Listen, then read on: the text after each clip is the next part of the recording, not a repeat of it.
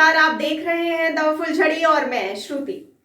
रूस द्वारा यूक्रेन पर किए गए हमलों से उसकी चौतरफा आलोचना हो रही है। हालांकि रूस का दावा है कि उसके सैनिक सिर्फ सैन्य ठिकानों को ही निशाना बना रहे हैं।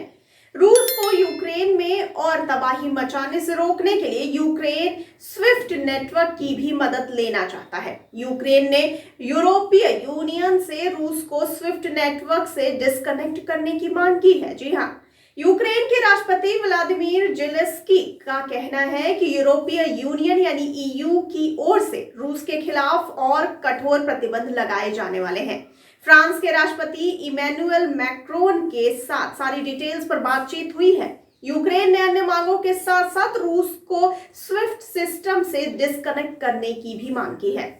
आपको ये भी बताते चलें कि ब्रिटेन के प्रधानमंत्री बोरिस जॉनसन जहां रूस को स्विफ्ट नेटवर्क के डिस्कनेक्ट करने के लिए जोर डाल रहे हैं, वहीं जर्मनी, इटली, हंगरी और साइप्रस ने इसकी खिलाफत की है। अभी यूरोपीय यूनियन इस दिशा में फैसला नहीं ले सका है। रूस द्वारा यूक्रेन पर हमला किए जाने की खबर सामने आने के बाद से ही पश्चिमी देशों ने रूस को चेतावनी दे दी थी कि अगर उसने यूक्रेन पर हमला किया तो उसे कई प्रतिबंधों का सामना करना होगा। इनमें स्विफ्ट नेटवर्क से बाहर किया जाना भी शामिल रहेगा।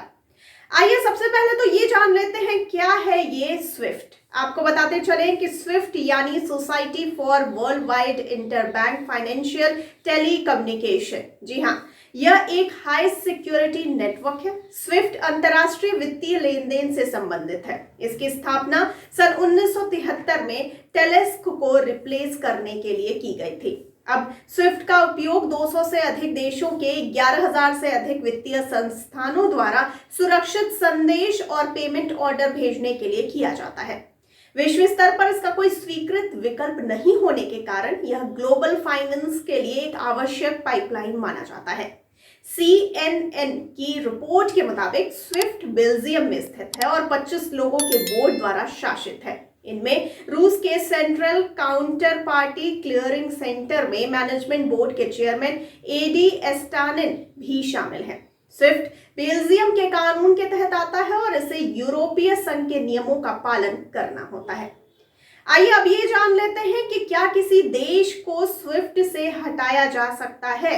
आपको जानकारी के लिए बता दें कि स्विफ्ट दुनिया भर के बैंकों की एक सहकारी व्यवस्था है। इनमें एक दूसरे से दुश्मनी रखने वाले देश भी शामिल हैं। ऐसे में यह नेटवर्क खुद को राजनीतिक तौर पर तटस्थ कहता है, लेकिन नवंबर सन 2018 में इसने ईरान के कुछ बैंकों को हटा दिया था। तब स्विफ्ट ने बयान में कहा था कि ईरान के बैंकों को अपने नेटवर्क से निलंबित करने में हमें अफसोस हो रहा है, लेकिन अंतर्राष्ट्रीय वित्तीय व्यवस्था की स्थिरता को ध्यान में रखकर हम यह फैसला ले रहे हैं। स्विफ्ट ने यह फैसला अमेरिका के दबाव में लिया था। अमेरिका ने स्विफ्ट से कहा था कि उसे ईरान पर लगाए गए अमेरिकी आर्थिक प्रतिबंधों का पालन करना होगा। अगर वह ऐसा नहीं करता है तो उसे भी अमेरिकी प्रतिबंधों का सामना करना पड़ सकता है। और आइए अब ये जान लेते हैं कि रूस अगर डिस्कनेक्ट हुआ तो इसका क्या असर या प्रभाव पड़ेगा। आपको बताते चलें कि अगर रूस को स्विफ्ट से काट दिया जाता है तो उसे विदेशी मुद्रा प्राप्त नहीं होगी, क्योंकि वित्तीय संस्थानों के लिए रूस के अंदर या उससे बाहर पैसे भेजना लगभग असंभव हो जाएगा। यह रूस की कंपनियों और उनके ग्राहकों के लिए एक बड़ा झटका होगा। इसका परिणाम यह भी होगा कि खरीदार देशों को रूस का सामान जैसे तेल, गैस, धातु आदि भी प्राप्त नहीं हो सकेंगे। स्विफ्ट नेटवर्क से कट ऑफ सभी अंतर्राष्ट्रीय लेन देनों को समाप्त कर देगा, मुद्रा में अस्थिरता को ट्रिगर करेगा और बड़े पैमाने पर पूंजी आउटफ्लो का कारण होगा। ऐसा कहा जा रहा है कि अगर रूस को स्विफ्ट से डिस्कनेक्ट किया गया तो संयुक्त राज्य अमेरिका और जर्मनी को सबसे अधिक नुकसान होगा, क्योंकि उनके बैंक रूसी बैंकों के साथ संवाद करने के लिए स्विफ्ट का सबसे ज्यादा इस्तेमाल करते हैं। और आइए अब ये जान लेते हैं कि अगर रूस कटा तो उसके पास क्या उपाय है। आपको जानकारी के लिए बताते चलें कि पूर्व वित्त मंत्री एलेक्सी कुद्रिन ने सन 2014 में आशंका जताई थी कि स्विफ्ट से रूस को बाहर करने से उसकी अर्थव्यवस्था में 5% की कमी आ जाएगी। लेकिन अब रूस के हालात सन 2014 के मुकाबले काफी बदल चुके हैं।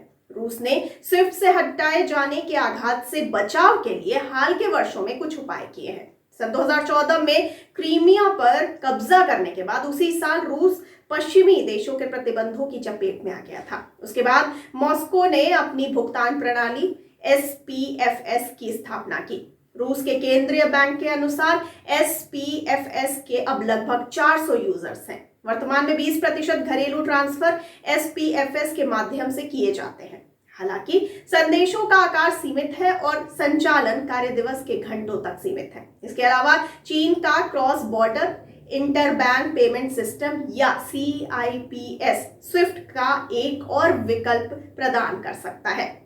रूस को क्रिप्टो करेंसी का उपयोग करने के लिए भी मजबूर किया जा सकता है, लेकिन यह आकर्षक विकल्प नहीं है। तो आपको इस पूरी जानकारी को जानकर कैसा लगा? आप अपनी प्रतिक्रिया हमें कमेंट बॉक्स में कमेंट करके जरूर बताइए। आपकी प्रतिक्रिया हमेशा हमारे लिए महत्वपूर्ण रहती है। और साथ ही साथ हमारे चैनल को लाइक, सब्सक्राइब और शेयर करना तो बिल्कुल ना भूलिए। और मुझे दीजिए इजाजत, लेकिन आप बने रहिए द फुलझड़ी के साथ। धन्यवाद।